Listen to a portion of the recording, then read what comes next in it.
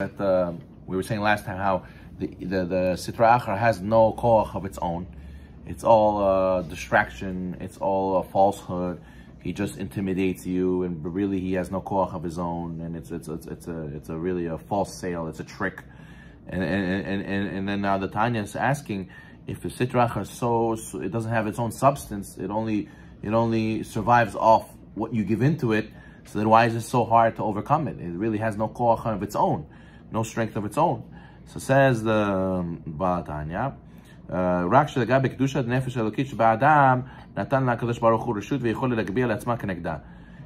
though in the case of your divine soul, which you have the power of wisdom, chokhmah, still Hashem gave special permission to the Sitra Achra of the animal soul to have the ability to exert itself against the divine soul.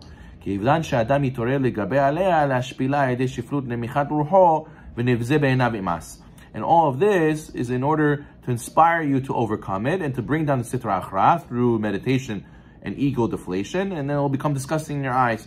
So meaning to say that Hashem gave a koach to the Yitzhara to be able to trick us. And even though we have wisdom, I know Hashem is the truth, and I know I'm not allowed to do this. So why would I ever do it?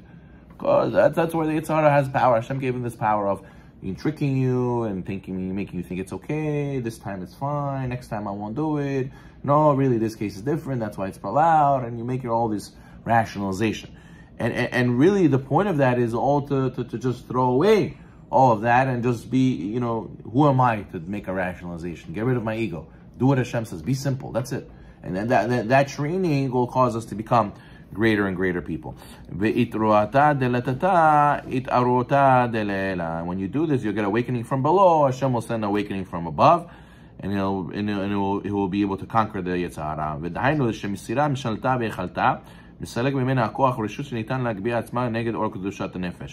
And then when you show Hashem you really want, then Hashem will help you and give you awakening from above, and you'll really be able to take the Sitra Achra's ability and power away. And now it won't be able to exert itself over you. Now it won't speak to you. It's like a guy coming and he says to you, "Oh, you see that double parked car? Come, let's steal it." What are we talking about? Why should I steal this car? It's like that's such a silly idea. That's a horrible idea. It doesn't even speak to you. It's like it makes no sense.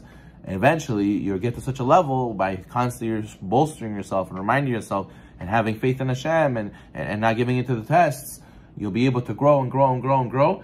And less will sin speak to you. Less and less will tests speak to you. You'll be like, why would I want to do that? What do you mean? It's a source. Not allowed. That's it. Finished.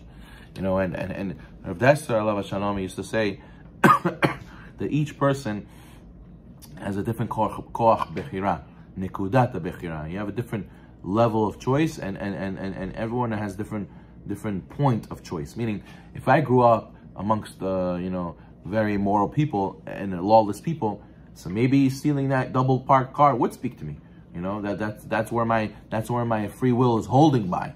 But if I was raised by very ehrlicha people, very holy people and righteous people and Torah people, so then even from my young age it would never speak to me. My bechira, my free will, and my tests are much higher already. Now my tests become. Should I do I focus? Do I let my mind wander during Amidah or not? It's much tzaddik problems, much more than Russia problems. So therefore, it's all about if you're able to conquer Yetzirah, to beat it by having faith and constantly grow your koach habechira. He says, like we find this clearly by the story of the spies who went to Canaan. Originally they said, we can't fight the giants, they're stronger than us. And the Gemara says, what does it mean? They're stronger than us. Rather, mimeno. Chaz v'shalom, they were saying they're not stronger than us, they're stronger than he, than Kadosh Baruch Hu himself. Chaz v'shalom, shelo he'eminu be'echolet Hashem, because they didn't believe. It suggests that they didn't believe in God's power. V'achar kach chazru, and then they changed their position and they said, hinenu v'alinu, we're ready to go up to the place God spoke about. Me'ayin chazra ba'aleim amuna be'echolet Hashem. How did they change their mind? And how did they make it that they were able to have faith in Hashem again? Moshe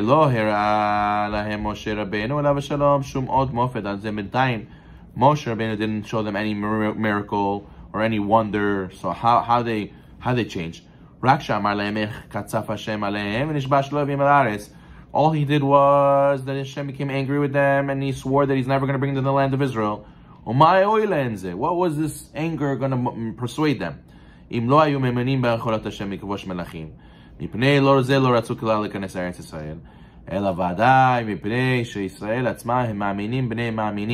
רק שהסטרה האחרונה מלובשת בגופם הגביעה עצמה על אור קדושת נפשם האלוקית וגסות רוחה וגבוהותה וחוצפה בלי טעם ודעת. So what happens is, really, they were very holy people. They were heads of tribes. And why did they fall into the sin? It's not because they didn't believe, because later we do see they believed. Rather, they did believe, but they let the Yitzhar take over them and let their ego get to their head.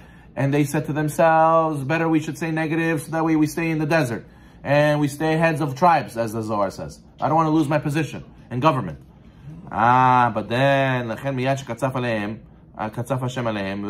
when Hashem became angry, and he enraged with a thunderous voice, and then he told them that you're not going to go to the land of Israel.